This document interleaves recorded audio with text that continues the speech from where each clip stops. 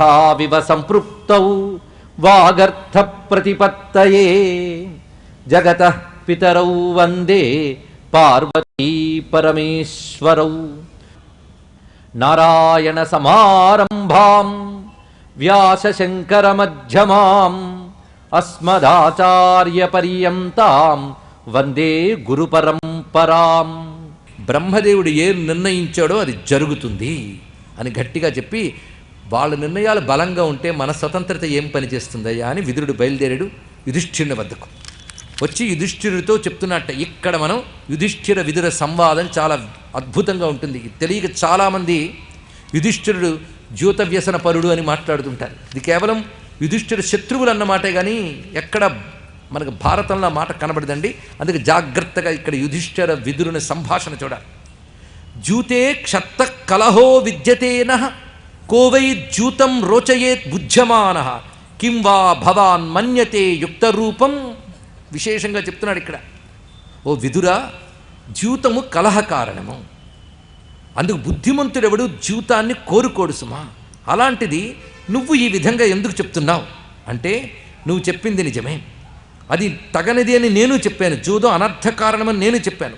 కానీ అది రాజు నేను వారించడానికి ప్రయత్నం చేసినా వినకుండా సుహృద్యూతమని మాట చెప్తూ నన్ను పంపించాడు.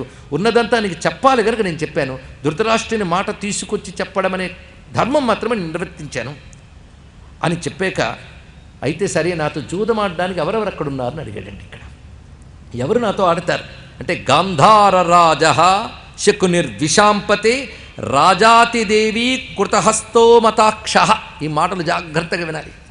అతడు అతిదేవి, దేవనం అంటే ఆట అండి. అతిదేవి అంటే మించిపోయి ఆడగలిగిన వాడు. మించిపోయి అంటే ఆట యొక్క ధర్మాన్ని మించి ఆడగలడు, అంటే ధర్మాన్ని అతిక్రమించి ఆడగలిగిన వాడు. ఇది తెలుసుకోవాల్సింది ఇక్కడ.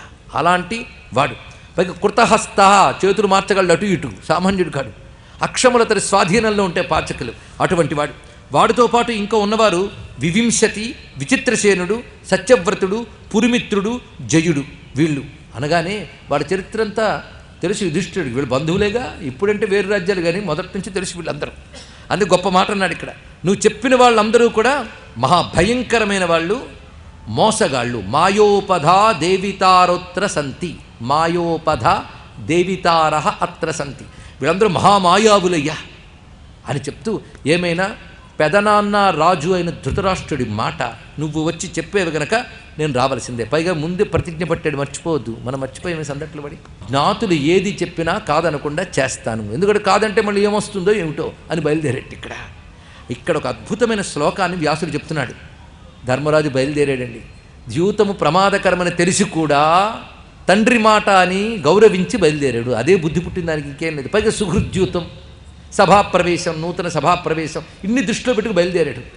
అలా బయలుదేరుతూ ఉండగా వ్యాసుడు ఒక మాట అంటాడు కవిగా, దైవం హి ప్రజ్ఞాం ముష్ణాతి చక్షుస్తేజ ఇవాపతత్ ధాతుశ్చ వశమన్వేతి పాశైనివ నరాస్థితం. మిరిమిట్లు గొలిపే కాంతి పడగానే కళ్ళు ఎలా మూసుకుపోతాయో, దైవం బలంగా ఉన్నప్పుడు మన బుద్ధి అలా మూసుకుపోతుంది అన్నాడు. ఇక్కడ ఎంత గొప్ప విషయం. ఇక్కడ చూడండి, ఏం ఉపమానాలండి. ఇక్కడ మిరుమిట్లు కలిగే కాంతి కనిపించినప్పుడు కళ్ళు ఎలా మూసుకుపోతాయో, అనుభవించవలసిన దైవం అంటే దైవం దిష్టం భాగధేయం అదృష్టం, దైవ శబ్దానికి అదే అర్థం. ప్రారబ్ధం అనుభవించవలసినప్పుడు మన ప్రజ్ఞ మూసుకుపోతుంది. ఇది తెలుసుకోవచ్చు. అంతేగాని వాడు ధర్మవేత్త అధర్మవేత్త కాదు. కొన్ని కర్మలు బలంగా తోస్తాయండి. మనం అనుకుంటూ ఉంటాం, అప్పుడు అలా ప్రవర్తించకపోయి ఉంటే బాగుండేదండి అని. మన చేతిలో ఉంటుందా అండి? ఎంత కాదన్నా, ఎంత బుద్ధిమంతుడైనా ఒక్కొక్కప్పుడు పొరపడవచ్చు ప్రారబ్ధం బలమైనప్పుడు. అందుకు బయలుదేరాడు మహానుభావుడు. ఇది ఎలా ఉన్నదంటే, విధాత అంటే ఏదైతే విధి ఉందో అది పాశం లాగినట్టు నరుణ్ణి లాగుతుందయ్యా అని చెప్పాడు ఇక్కడ. ఇది వ్యాసుని మాట. మొత్తానికి బయలుదేరారు అక్కడ సభకి. సభలో ప్రవేశం జరిగింది. చాలా ప్రేమగా వీరందరూ కూడా స్వాగతం పలికారు. అందులో గాంధారిని ధృతరాష్ట్రుని దండం పెట్టాడు మహానుభావుడు వెళ్ళి ద్రౌపదీ సమేతుడై. ఆవిడ ఆశీర్వదించింది. తర్వాత అంతఃపురంలోకి వెళ్ళింది ద్రౌపది. ఆ రోజు వాళ్ళందరూ విశ్రాంతి తీసుకున్నాక మరురోజు చక్కగా ప్రాతకాలంలో వందిమాగులతో మేల్కొల్పులు కూడా పలికెట్ట ధర్మరాజుకి. చక్కటి మర్యాదలు చేశారు. సభలోకి తీసుకువెళ్ళారు. ఆ సభలోకి వెళ్ళగానే చూస్తూ ఉంటే శకుడు కొంతసేపు తిరిగి, ఇలా రా ఇక్కడ నేను పాచికలాడవలసినటువంటి దాన్ని పరిచాను, ఇక్కడ చూడన్నట్ట వస్త్రాన్ని పరిచాను రా అన్నాడు. అంటే ఎంత తహతహలాడిపోతున్నాడో చూడండి, పిలిచినవాడు వాడే. నికృతిర్దేవనం పాపం నక్షత్రోత్ర పరాక్రమ, కూర్చో ఆడు అని చెప్పి ధర్మరాజును కూర్చోబెడితే ధర్మరాజు అంటున్నాడు, నువ్వెందుకు ఇప్పుడు ఈ ఆట ఆడిస్తున్నావు నా చేత? ధర్మరాజు చెప్తున్నాడు చూడండి, ఇక్కడ ఈ ద్యూతము అనేటువంటిది ఉందే, ఇది క్షాత్రము కాదు పరాక్రమము కాదు అన్నాడు. ఇక్కడ ఇందులో ఏముంది చెప్పు? క్షాత్రము లేదు. క్షాత్రం అంటే అవతల వారిని రక్షించే లక్షణాన్ని క్షాత్రం అంటారు. క్షతాత్ త్రాయతే ఇది క్షాత్రం. అవతల ధర్మానికో వ్యక్తికో దెబ్బ తగిలితే కాపాడ్డాన్ని పరాక్రమాన్ని క్షాత్రం అంటారు. ఇది క్షాత్రము కాదు పరాక్రమం కాదు. నచ నీతి ధ్రువారాజన్, ఇందులో నీతి ధ్రువమైన నీతి లేదు. అంటే ఒక పద్ధతి అంటూ దేని లేదు దీనికి. ఎందుకంటే ఇదొక ఎవడెప్పుడు గెలుస్తాడో తెలియదు. కింత్వం ద్యూతం ప్రశంససి, అలాంటి పట్టుకుని పెద్ద ద్యూతం అనేది ఏదో గొప్ప పనిలాగా సిద్ధపడి నన్ను ప్రేరేపిస్తున్నావెందుకు? నహి మానం ప్రశంసంతి నుకృత, నువ్వు చూపించిన నీ పనిలో గౌరవవంతులు ఎవ్వరూ కూడా దీన్ని ప్రశంసించరయ్యా. పైగా ఈ మార్గము చాలా ప్రమాదకరమైన సుమా అని చెప్తూ ధర్మశాస్త్రాలను ఇక్కడ ఉటంకిస్తాడు. అనేక మంది ఋషులు చెప్పినది వివరిస్తాడు. ఇక్కడ దేవలుడు అనేవాడు ధర్మశాస్త్రంలో చెప్పిన విషయం ఏంటంటే, పాచికలాడ్డం అనేది ఒక మహాపాపమని, ధర్మబద్ధమైన విజయం యుద్ధంలో ఉంటుందే కానీ పాచికలాటలో ఉండదు. కనుక నువ్వు పాచికల ద్వారా ఏమి జయించదలుచుకున్నావో కానీ దుర్మార్గము సుమా అని చెప్పట్టండి. ఇక్కడ ఏమి దాచకుండా, అంటే నువ్వు అంటున్నావు కానీ మోసమని, మోసము కాని యుద్ధం ఉందా అన్నట్టండి. ఎవడ తర్కాలు వాడుకుంటాయి చూడండి. ఇక్కడ మోసము కాని యుద్ధం ఉందా? ఒక పండితుడు గెలిచాడు అంటాం. పండితుడు గెలిచాడంటే ఎవడి మీద గెలిచాడు? తనకంటే తక్కువ పాండిత్యం ఉన్నవాడి మీద గెలిచాడు. ఒక బలవంతుడు గెలిచాడంటే అర్థం ఏంటి? తనకంటే తక్కువ బలవంతుడి మీద గెలిచాడు అని అర్థం. అలాగే ఈ ద్యూతమునందు కూడా తనకంటే తక్కువ నేర్పరితనం ఉన్నవాడి మీద విజయం సాధిస్తాడు. ఏముందయ్యా దీనిలో తేడా? పెద్ద చెప్పు. పెద్ద పండితుడు తక్కువ పండితుడిని జయించడం వంచన కాదా? అది వంచనే. వాడు తన తెలివితేటలతో అతడు దేనికి పనికిరాని వాడిని రుజువు చేస్తున్నాడు, అవునా కదా? తన తెలివితేటలు ఉపయోగించి అతన్ని దేనికి పనికిరాని వాడిని చెప్తున్నంటే వంచనే కదా. కనుక ఏదైనా సరే ఒకరిని గెలవించడం అనే ఆటలో వంచన అనేది ఉంటుంది. ఒకటే పెద్దగా అంటున్నావేంటి, ఏమిటి భయం వేస్తుందా ఏమిటి ఆడడానికి అన్నట్టండి. ఇక్కడ ఇదొక ప్రేరేపణ. ఇప్పుడు క్షత్రియ ధర్మాన్ని ఇక్కడ చెప్తున్నాడు. ఉత్తమ క్షత్రియుడైనటువంటి వాడు ద్యూతానికి యుద్ధానికి సాటి క్షత్రియుడు పిలిస్తే వెళ్లకుండా ఉండకూడదు, వెళితే ఆడకుండా వెనక్కి రాకూడదు. ఇదొక నియమంట. ఆహూతో నా నివర్తేయ మితిమే వ్రతమాహితం విధిశ్చ బలవాన్ రాజన్ దిష్టస్యాస్మి వసే స్థిత. గట్టిగా చెప్పాడు ఇక్కడ. ఏమైనప్పటికీ విధి బలీయం. ఆహ్వానింపబడ్డాక ఆడకుండా ఉండను, వెనక్కి వెళ్ళను అన్నాడు. ఇంతకీ నాకు ఎదురు పందెం ఒడ్డేవాడెవడు అన్నాడు ఇక్కడ. ఎందుకంటే శకునికి ఏముందండి నా మొహం, వాడికి ఏమీ లేదు, అక్కడ వేయడానికి సంపదలు ఉన్నాయి, ఏమున్నాయి వాడికి. ఇక్కడ ఎదురు పందెం ఒడ్డేవాడెవడు? ధర్మరాజుకి లేనిదేమిటో చెప్పండి, సంపదలన్నీ వాడివే. వెంటనే దుర్యోధనుడు చెప్పాడు, ఈయన ఆడతాడు, నేను పందెం ఒడ్డతాను అన్నట్టు. ఇక్కడ పైగా నాకు రత్నాలు ధనాలు రాజ్యాలు ఏమున్నాయి అవన్నీ నాకున్నాయి, ఇతను ఆడతాడు అన్నాడు. ఇంకా మొదలయ్యింది ఆట. ఇక్కడ ఈ ఆట మొదలైనప్పుడు ముందుగా పందెం ఒడ్డుతున్నాడు యుధిష్ఠిరుడు. నా దగ్గర అద్భుతమైనటువంటి స్వర్ణ ఆభరణం ఉంది, అనేక రత్నాలు తాపినది, ఇది ముందు పెడుతున్నానన్నాడు. నా సంపదలు నేను పెడుతున్నాను ఆయన కొని చెప్పాడు దుర్యోధనుడు. వెంటనే పాచికలు వేశారు. ఒక్క ఆట కూడా ధర్మరాజు వైపు రాలేదు, మొదటే ఓడిపోయాడు. ఇంకా అక్కడి నుంచి ఎన్నెన్ని ఒడ్డారు ఎన్నెన్ని పోయాయో చదువుతూ ఉంటే ఎన్ని సంపదలు ఉన్నాయో మనకు తెలుస్తుందండి. భాండాల హిరణ్యం ఒడ్డాడు, ఓడిపోయాడు. అలాగే తనవైన దివ్య రథాలు జైత్రరథం మొదలైనవి ఆ రథంతో వచ్చేట, ఆ రథాన్ని కూడా వదిలేశాడు. ఇలాగ అనేకములు క్రమక్రమంగా ఓడిపోతూ ఉండగా పైగా తాను సంపాదించిన గంధర్వాశ్వాలు అనేక సంపదలు రాజ్యములు ఒక్కొక్కటి ఓడిపోతూ వస్తూ ఉండగా విదురుడు ఒక్కసారి లేచాడండి. ఆట ఎటో పోతోంది, ఇది చాలా ప్రమాదకరము, మహారాజా హెచ్చరిస్తున్నానన్నాడు ధృతరాష్ట్రుడితో. ఏమనంటే, చావదలుచుకున్న వాడిని ఎవడూ బాగు చేయడని మరొకటి రుజువు అయిపోతుంది. నీకు ఎంత నెత్తిమొత్తుకు చెప్పాను నేను, నువ్వు అయినా వినకుండా ఈ ఆటకు ఒప్పుకున్నావే, ఇది మంచిది కాదు సుమా, ఇది సుయోధనుడు దుర్బుద్ధితో చేస్తున్నటువంటి పని, ఇక్కడికైనా ఆపు అనంటే అప్పుడు ఒక్కసారిగా కోపంగా దుర్యోధనుడు మాట్లాడుతున్నట్టండి. ఈ మాటలు చాలా భయంకరమైన మాట్లాడాడు ఇక్కడ. ఇదిగో దేనికి పనికిరాని వాడు విదురుడు. ఈ విదురుడు మనతో ఉండడం ఎలా ఉన్నదంటే, ఉత్సంగే చ వ్యాళ ఇవాహితోసి మార్జారవత్ పోషకంచోపహంసి. ఈ విదురుడిని మనతో పెట్టుకోవడం ఎలాంటిదంటే ఒళ్ళో పాముని పెట్టుకోవడం లాంటిది. అది ఎప్పుడైనా కాటేస్తుంది, వీడు అలాంటి వాడే. అలాగే పిల్లిని పోషిస్తే యజమాని నాశనాన్ని కోరుతుంది అంటారట. వీడు పిల్లులంటి వీడెప్పుడు మన నాశనాన్ని కోరుతుంటాడు. పైగా వీడు స్వామి ద్రోహి, కానీ పుణ్యాత్ముడిలాగా చలామణైపోతుంటాడు. ఒక్క మాటైనా ఎప్పుడైనా మనల్ని ప్రశంసిస్తూ మాట్లాడా? మన సమర్థులం అన్నాడా? మాటిమాటికి శత్రువుల్ని ప్రశంసిస్తూ మనల్ని మానసికంగా బలహీనుల్ని చేస్తున్నాడు. ఇలాంటి వాడు శాసన వల్ల మహాప్రమాదం. ఇతరవాడు శాసించడానికి, సృష్టిలో అందరినీ శాసించేవాడు భగవంతుడే. అంటే దుర్మార్గులు కూడా వేదాంతం మాట్లాడతాను, దీన్ని బట్టి తెలుస్తుంటుంది. ఇక్కడ గర్భస్థ శిశువును కూడా ఈశ్వరుడు శాసిస్తాడు, అలాగే నన్ను కూడా ఆయనే శాసిస్తున్నాడు. కేనాపి దేవేన హృది స్థితేన యథా నియుక్తోస్మి తథా కరోమి. నా మనస్సులో ఏ దేవుడు ప్రేరేపిస్తున్నాడో వాడు ఎలా ఆడిస్తే అలా ఆడతానన్నాడండి దుర్యోధనుడు. ఒక విధంగా కొంత నిజమే, వీళ్ళందరినీ పట్టాడిస్తున్నవాడు కూడా. మొత్తానికి ఈ మాటలని ఇతడా శాసించేవాడు, ఎప్పుడు శత్రుపక్షపాతి. ఇలాంటి వాడు ఎక్కడికి పోయినా నాకేం పర్వాలేదు, నా దగ్గర ఉండక్కర్లేదు అన్నట్టు. అయినా విదురుడు వెళ్ళిపోలేదండి. వాడి హితం కోరుకుని చాలా చెప్పాడు, వినలేదు. ఇదంతా చూస్తున్నాడు విదురుడు. ఇంత చెప్పినా విదురుడికి ఎంత సన్మానం జరిగిందో విన్నారు కదా. జీవితం ఆపడానికి ప్రయత్నిస్తే విదురుడికి జరిగిన సన్మానం గుర్తుపెట్టుకుంటే ఇంకెవడు ఆపడానికి ముందుకొస్తాడు. ఈ మాట అలాగే గుర్తుపెట్టుకోండి, తర్వాతకి పనికొస్తాయి. సరే, మొత్తానికి శకుని అన్నాడు, ఇప్పటికి ధనం చాలా కోల్పోయో, ఇంకా ఆడడానికి సిద్ధమేనా? ఇంకా ఏమున్నాయని అడిగట్టండి. ఏమున్నాయో చెప్పాడు. ఇక్కడ తనకు ఏమున్నాయో, ఫలానా ఫలానా ఫలానా నిధులున్నాయి, ధనాలున్నాయి, నాకు ధనానికి ఏం లోటు లేదయ్యా అన్నట్ట. అవన్నీ ఒడ్డాడు.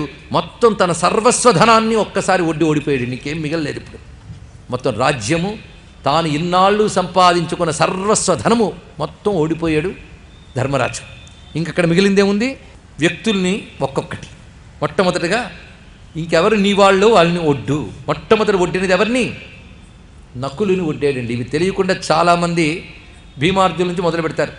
కవిత్రీ భారతంలో కూడా పొరపాటు క్రమమే కనిపిస్తుంది. మొట్టమొదటి నకులుని ఒడ్డేట, ఎందుకంటే అత్యంత ప్రీతిపాత్రుడు నకులుడు. అది కూడా తెలుసుకోవాల్సింది. నకులుని ఒడ్డాడు, తర్వాత సహదేవుణ్ణి. ఎందుకంటే సహదేవుడు కుంతీదేవికి ఎంతో ప్రీతిటండి. ఆ మాట చెప్తాడు కూడా, కుంతీదేవికి ఎంతో ప్రీతిపాత్రుడైన సహదేవుడు. తిరిగి వనవాసానికి వీళ్ళు వెళ్ళేటప్పుడు కూడా సహదేవుడిని ఉండిపోమని చెప్తూ, నీ చిన్నపిల్లవాడివిగా నువ్వు ఉండిపో, నీ బదులు వీళ్ళు వెళ్తున్నారులే. అంత ప్రేమ సహదేవునిపై.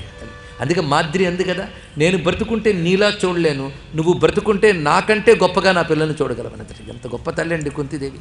అందుకు మా అమ్మకి ఎంతో ఇష్టమైన సహదేవుడిని ఒడ్డుతున్నా అన్నాడు రెండవసారి.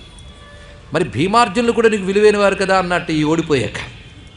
అప్పుడు క్రమంగా అర్జున్ని ఒడ్డి ఆయన కూడా ఓడిపోయిన తర్వాత భీముణ్ణి కూడా ఒడ్డాడు. భీముడు కూడా ఓడిపోయాడు. ఇంకా తర్వాత ఏం మిగిలింది? నేను మిగిలా అన్నాడు యుధిష్ఠిరుడు. అది ఒడ్డాడు, ఆయన కూడా పందెంలో ఓడిపోయాడు. ఎప్పుడైతే ఆయన కూడా ఓడిపోయాడో ఇంకేముంది? ఇంకేమీ లేదు అన్నాడు మహానుభావుడు. ఇంకేమీ లేదా? ఆలోచించు. మొత్తం నువ్వు ఏవేవే తోడిపోయో అవన్నీ వచ్చే అవకాశం ఇప్పుడు ఉందన్నట్ట. ఇక్కడ ఇంతవరకు ఒడ్డేటప్పుడు కొంత ప్రేరణ శకునిదున్నా, ఇక్కడ పూర్తి ప్రేరణ శకునిదే, యుధిష్ఠిరుని హృదయం కాదు. ఇది తెలుసుకోవాల్సింది. ఇక్కడ ఒక ఆటలో క్రమంగా ఓడిపోతున్నప్పుడు ఒకానొక మనస్తత్వం ఏర్పడుతుంది ఎలాంటి వాడికైనా. ఏమిటంటే, ఇంత కోల్పోయాను, ఈ ఒక్క ఆటతోనైనా మిగిలినంత సంపాదించుకోవచ్చు అని ఒకటి కనబడుతుంది. పైగా నువ్వు ఒక్కటి నేను చెప్పింది పందెంగా పెడితే నిన్ను నువ్వు గెలుచుకోగలవు, మిగిలినవన్నీ కూడా తెలుసుకోగలవు అన్నాడు. ఇక్కడ అస్థితేవై. ఏమిటది అంటే, అస్థితేవై ప్రియారాజన్ గ్లహ ఏకోపరాజిత పనస్వ కృష్ణాం పాంచాలీం తయాత్మానం పునర్జయం. కృష్ణాం పాంచాలీం, నీకు అత్యంత ప్రియమైన పాంచాలి అయిన కృష్ణని అనగా ద్రౌపదిని పణం పెట్టు. అప్పుడు నువ్వు గెలిచేవనుకో, నిన్ను నువ్వు నీ వాళ్ళనందరినీ సంపాదించుకోవచ్చు అని చెప్పగానే ఒక్కసారి పాంచాలిని తలంచుకుని ఇక్కడ మాట్లాడతాడు యుధిష్ఠిరుడు. పాంచాలి వర్ణనండి, అగ్ని సంభవ, యజ్ఞమునందు పుట్టింది, దేవరూపిణి, అలాంటి ఆమెని పందెముంటవలసి వస్తోందే అని సరే అన్నట. ఇంకా అతడు వేస్తున్నాడు పాచికలు. ఓడిపోయాడు యుధిష్ఠిరుడు. వెంటనే అక్కడ ఉన్నటువంటి సభల్లో ఎలాంటి కలకలం రేగిందంటే, దిగ్ధిగిత్యేవ వృద్ధానాం సభ్యానాం విస్మృతంగిర విశ్రుతాగిరహ చుక్షుభేసా సభారాజన్ రాజ్ఞాం సంయజ్ఞరేషుచ. మొత్తం సభలో నిశ్రుతాగిరహ, ధిక్ ధిక్ అని మాటలు వినబడ్డాయట. అంటే అయ్యో అయ్యో అయ్యో అని ఒక్కొక్కరు బాధపడ్డారు. అక్కడ ఏమిటి జరిగింది అని. పైగా శకుని చూసి చీచి అనుకున్నట్ట, అయ్యో అని బాధపడ్డారు కొందరు. మొత్తం సభలో కలకలం రేగింది. భీష్మద్రోణ కృపాదీని స్వేదశ్చ సమజాయత. భీష్ముడికి, ద్రోణుడికి, కృపాచార్యుడికి చెమట్లు పట్టాయి. విదురుడు ఒక్కసారిగా శిరో గృహీత్వా విదురో గత సత్వ ఇవాభవత్, నెత్తి మీద చెయ్యి వేసుకుని తల వంచుకుని మొత్తం శక్తి అంతా ఉడిగిపోయినట్టు చతికిలబడ్డాడు విదురుడు. ధృతరాష్ట్రుడు ఏం చేస్తున్నాడో చూడండి. ఇక్కడ ఇంకా పాచికల వేస్తున్నారో లేదో, ధృతరాష్ట్రస్తు తం హృష్ట పర్యపృచ్ఛన్ పునఃపునః కింజితమితి యాకారం నాభ్యరక్షత. ఈ శ్లోకాన్ని నిజానికి తెలుగులో సరిగ్గా అనువదించలేదండి. ఎవరు గెలిచారని విదురుని ప్రశ్నించాను ధృతరాష్ట్రుడు ఒక మాట రాశాడంతే నన్నయ్య గారు. కానీ ఇక్కడున్న ధృతరాష్ట్రుడు దుర్మార్గం ఎంత ఉందో చూడండి. ఇక్కడ ఒక్కొక్కడు నెత్తి పట్టుకుని అంటూ ఉంటే వీడు మాత్రం ప్రహృష్ట ఆనందించాడు ధృతరాష్ట్రుడు. ఆనందించి మాటి మాటికి కింజితం కనబడదుగా, ఎవడు గెలిచాడు అంటున్నట్టు మాటి మాటికి. ఇక్కడ దీన్ని బట్టి అతని దుర్బుద్ధి దాగకుండా కనబడిందయ్యా అన్నాడు వ్యాసుడు. హ్యాకారం నాభ్యరక్షత, లోపల దాచుకోలేక అది దుర్భావమంతా మొహంలో కనబడింది ధృతరాష్ట్రుడికి.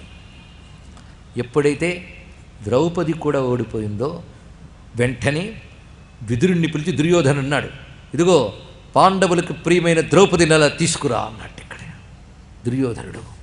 అప్పుడు విదురుడు ఒక్కసారిగా, ఓరి మూర్ఖుడా, ఎంత పాపం చేస్తున్నావు, నువ్వు కాలపాసానికి చిక్కేవు గనక మాట్లాడగలుగుతున్నావు, నీకు తెలియస్సుమా జింక పులుల్ని రెచ్చగొట్టినట్లుంది నువ్వు చేస్తున్న పని అన్నాడు. ఇక్కడ నువ్వు పులుల అంటే పాండవుల్ని రెచ్చగొడుతున్నావు, పైగా మహాసాధ్విని ఇక్కడ తీసుకొస్తావా? ఇవి యమలోకానికి వెళ్ళే ప్రయత్నాలు నీకు జరుగుతున్నాయి, జాగ్రత్త. ఇక్కడ ద్రౌపది దాసి అంటున్నావా నువ్వు? పాపాత్ముడా, ఒక్కడి గట్టిగా ఆలోచించు. యుధిష్ఠిరుడు ఓడిపోయాక ద్రౌపదిని పణం పెట్టాడు. ఓడిపోయిన వాడు ఇంకొన్ని పణం పెట్టడానికి ఎలా అర్హుడవుతాడు? ఓడిపోతే అస్వతంత్రుడవుతాడు. అతడు అస్వతంత్రుడైనప్పుడు అతడి అధీనంలో ఇంకేమీ ఉండదు కదా, అటువంటిప్పుడు ఎలా పణం పెడతాడు? ఇది చాలా చిక్కు ప్రశ్న అండి ఇది నిజానికి అని గట్టిగానే చెప్పాడు. అంటే ఎవరు అక్కడ ఎదిరించలేదు అనద్దు, విదురుడు ఎదిరించినంత ఎవరు ఎదిరించలేదని. ఇది అధర్మం అని విదురుడు చెప్తూనే ఉన్నాడు. విదురుడు చెప్తున్నప్పుడు ఆయనకేం సత్కారం జరిగిందో మిగిలిన వాళ్ళు చూస్తూ ఉన్నారు. ఆ సత్కారం తమకు జరగకుండా జాగ్రత్త పడ్డారు. ఇది అర్థం చేసుకుంటే చాలామందికి తెలుస్తుంది ఇక్కడ. అయితే విదురుడు చెప్పినప్పుడు అవమానించింది ఎవరు? దుర్యోధనుడు, కర్ణుడు కాదు, అన్నిటికి మించి ధృతరాష్ట్రుడు అవమానించాడు. ఏమిటా అవమానము అంటే, వీళ్ళు ఇంత వదరబోత్తనంతో విదురుణ్ణి నిందిస్తున్నా తప్పు నోరు మూసుకోండని మందలించలేదు ధృతరాష్ట్రుడు. ఇదే పెద్ద దోషం, నీకేంచాలి. ఎందుకంటే ధృతరాష్ట్రుడి పిలుపు మీద వచ్చారు, ధృతరాష్ట్రుడిని గౌరవిస్తూ కూర్చున్నారు. ఆ ధృతరాష్ట్రుడు ఇంత అవమానం చేస్తూ ఉన్నా వాళ్ళని అడ్డుకోలేదు అంటే ఎలాంటి సత్కారాలు మిగిలిన వాళ్ళకి జరుగుతాయో అర్థం చేసుకుంటున్నారు మిగిలిన వాళ్ళు. ఒక సభను అర్థం చేసుకోవాల్సిన పరిస్థితి అండి ఇదంతా కూడా. పైగా నువ్వు చేస్తున్న పని ఏంటంటే, ఒక కథ చెప్తాను వినంటున్నాడు విదురుడు. ఒక మేక ఒక బాణం మింగిందిట. మింగి అది మింగుడు పట్టడం లేదే అని చెప్పి తలని నేలకేసి కొట్టింది. కొట్టినప్పుడు ఏమైందంటే బాణం మరింత గట్టిగా గుచ్చుకుని తల చిదిగింది. నీ పరిస్థితి అలా అవుతుంది, జాగ్రత్త అని చెప్పాడు. ఏం ఉదాహరణ చెప్పాడు చూడండి. అంటే ఇక చెప్పడంలో ఎక్కడా భీష్ముడు చెప్పలేదు, ఇంకోటి చెప్పలేదండి, విదురుడు ఏం తక్కువ చెప్పాడే ఏమిటి?